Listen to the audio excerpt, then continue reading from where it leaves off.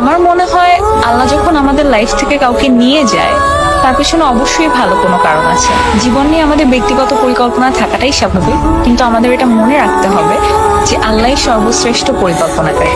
মানুষ সামাজিক জীব, তাই চলার পথে অ্যাটাচমেন্ট হওয়াটা ইজ আনঅ্যাভয়েডেবল। তাই অ্যাটাচমেন্ট ভেঙে গেলে কষ্ট পাওয়াটাও স্বাভাবিক, আর এই কষ্ট থেকে বের হয়ে আসার জন্য সময় লাগাটাও খুবই স্বাভাবিক।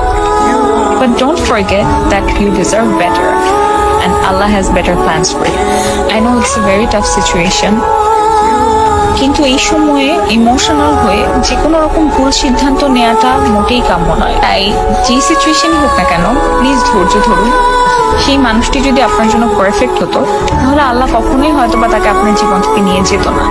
আর যদি সে পারফেক্ট হয়ে থাকে তাহলে কোনোভাবেই তার ফিরে আসাটাকে কেউ আটকাতে পারবে না। সো নিজের উপর বিশ্বাস রাখুন, আল্লাহর উপর বিশ্বাস রাখুন, এবং আমি মন থেকে দোয়া করি যেন আপনি সহজেই এই কঠিন পরিস্থিতি থেকে মুক্তি পেতে পারেন।